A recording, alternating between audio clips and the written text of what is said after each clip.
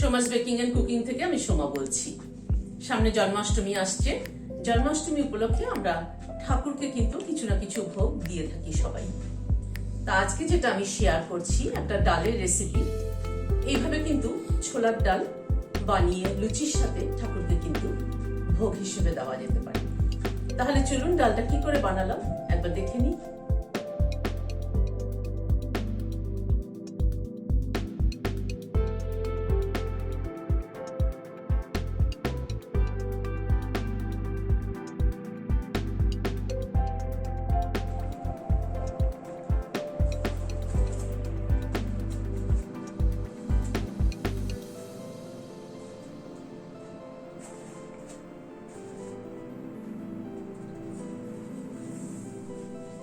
এখানে 100 গ্রাম ছোলার ডাল ভালো করে ধুয়ে ঘন্টা খানেক ভিজিয়ে রেখেছিলাম।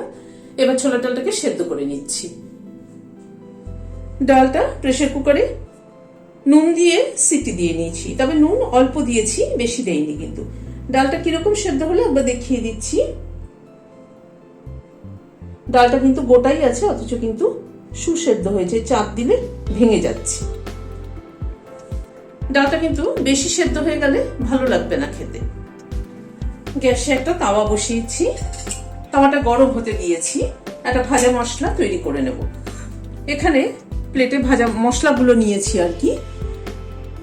1 টিএসপি ধনে, 1 টিএসপি জিরে, 1 টিএসপি মৌরি, 3টে সম পরিমাণ নিয়েছি। একটা শুকনো লঙ্কা নিয়েছি, 2টো এলাচ, ছোট ছোট 2টো টুকরো দারচিনি, 3টে লবঙ্গ, একটা জায়ফলের ধরুন 6 ভাগের 1 ভাগ নিয়েছি।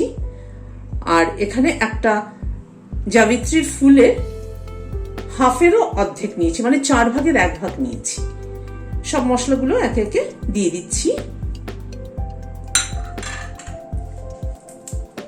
প্রথমে শুকনো লঙ্কাটা দিলাম। শুকনো লঙ্কাটা হতে একটু টাইম নেয়, সেই জন্য আগে শুকনো লঙ্কাটাকে দিলাম। গ্যাসের ফ্লেমটা কমিয়ে রেখে ধীরে ধীরে সব ড্রাই মশলাগুলোকে রোস্ট করে নেব। গ্যাসের ফ্লেম বাড়িয়ে কিন্তু কখনোই মশলা ভাজতে হয় না, তাতে মশলার সুগন্ধটাই কিন্তু চলে যায়। শুকনো লঙ্কাটাকে একটু রোস্ট করে নেওয়ার পরে সব মশলাগুলো দিয়ে দিচ্ছি।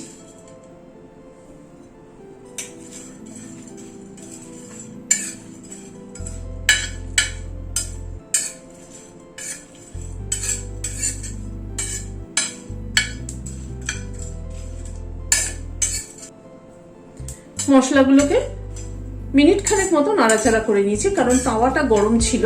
এবার গ্যাসটাকে বন্ধ করে দিচ্ছি। তাওয়াটা গরম ছিল বলে মশলাগুলো একটু মিনিট খানেক নাড়াচাড়া করাতেই কিন্তু হয়ে গেছে। এবার মশলাগুলোকে একটা প্লেটে নিয়ে নিচ্ছি ঢেলে। মশলাগুলো এবার একটু ঠান্ডা হতে দেবো, ঠান্ডা হলে পরে গুঁড়ো করে নেব। গ্যাসে একটা কড়াই বসালাম, 1 চামচ ঘি দিচ্ছি।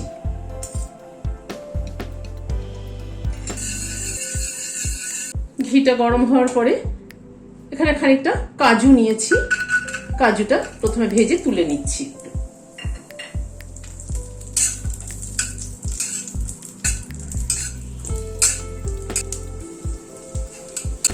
কাজুটা ভেজে তুলে নিলাম। ওই তেলে খানিকটা পনির ভেজে নিচ্ছি।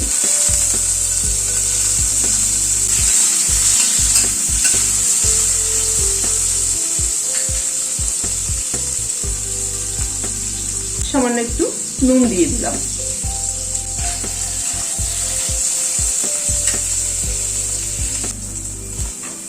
পনিরটাকে একটু লাল করে ভেজে তুলে নিলাম। কড়াইতে সামান্য পরিমাণ ঘি আছে, তাতে একটু সাদা তেল অ্যাড করছি। একটা শুকনো লঙ্কা প্রথমে ফোড়নে দিলাম, 1/4 টিএসপি হিং দিলাম, 1/4 টিএসপি সাদা জিরে দিলাম, একটা বড় এলাচের দানা খুলে দিয়ে দিচ্ছি। বড় এলাচের দানার ফ্লেভারটা কিন্তু দারুণ সুন্দর হয়। মশলাটা একটু ক্র্যাক করা অবধি অপেক্ষা করব। মশলাটা গ্যাসের ফ্লেমটাকে কম করে মশলাটাকে ক্র্যাক করিয়ে নিচ্ছি যাতে ফ্লেভারটা পুরোপুরি আসে।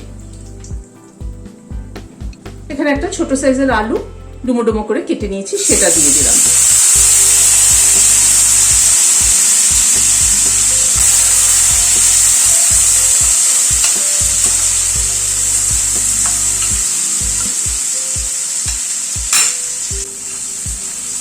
আলুটা একটুখানি নাড়াচাড়া করে নিলাম। এখানে একটা গাজর কুচি করে রেখেছি, মানে ডুমো করে কেটে নিয়েছি, সেটা দিয়ে দিলাম।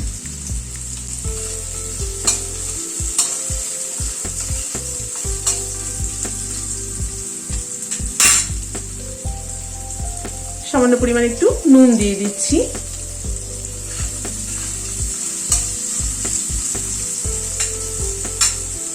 একটা তেজপাতা ছিঁড়ে দিয়ে দিলাম।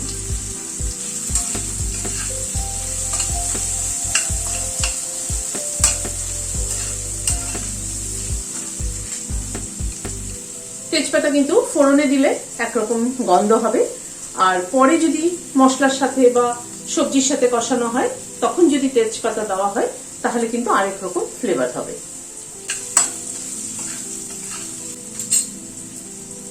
খানিকটা নারকেল কুচি দিয়ে দিলাম।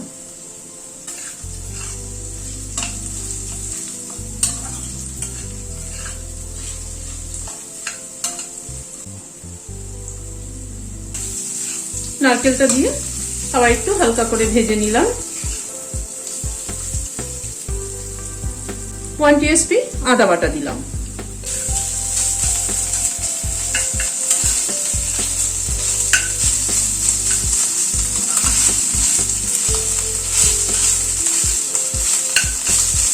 আদা বাটাটা দিয়েও কিন্তু হালকা করে ভেজে নেব। আদা কিন্তু কখনোই খুব একটা বেশি ভাজতে হয় না, তাহলে আদার ফ্লেভারটাই চলে যায়। খানিকটা কড়াইশুঁটি দিয়ে দিলাম, এটা ফ্রোজেন কড়াইশুঁটি। সামান্য পরিমাণ একটু হলুদ দিয়ে দিলাম, কারণ ডাল সেদ্ধর সময় আমি হলুদ দেইনি।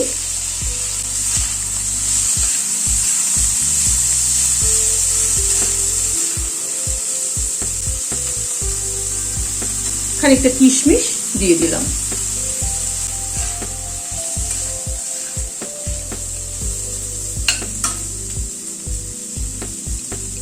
কিশমিশটা দিয়ে একটুখানি নাড়াচাড়া করে নিলাম। এবার এই ডালটা দিয়ে দিচ্ছি।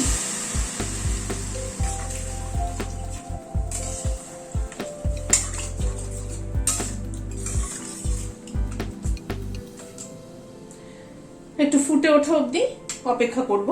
নুন আমার মনে হচ্ছে আর একটু লাগবে, কারণ ডাল সেদ্ধর সময় আমি অল্প নুন দিয়েছিলাম আর সবজিতেও খুব সামান্য পরিমাণ নুন দিয়েছিলাম, তাই নুনটা আর একটু অ্যাড করছি। ডালটা ফুটে ওঠা অবধি অপেক্ষা করব। দুটো কাঁচা লঙ্কা মাথাটা চিড়ে অ্যাড করে দিলাম। ডালটা ফুটে উঠেছে।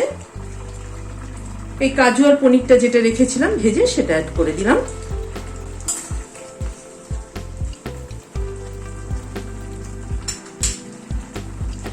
ওয়ান টিস্পুন চিনি দিয়ে দিলাম। চিনিটা মনে হচ্ছে আর একটু লাগবে, আর অল্প একটু দিচ্ছি। নুন মিষ্টিটা নিজেদের টেস্ট অনুযায়ী দেবেন, তবে নুন মিষ্টির ব্যালেন্সটা যদি ঠিক না হয় তাহলে কিন্তু খেতে ভালো হয় না।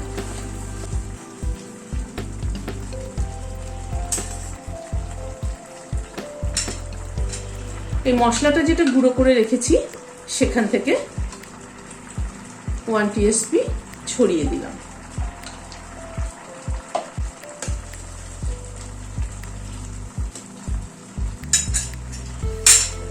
হাফ টিস্পুন ঘি দিয়ে দিলাম।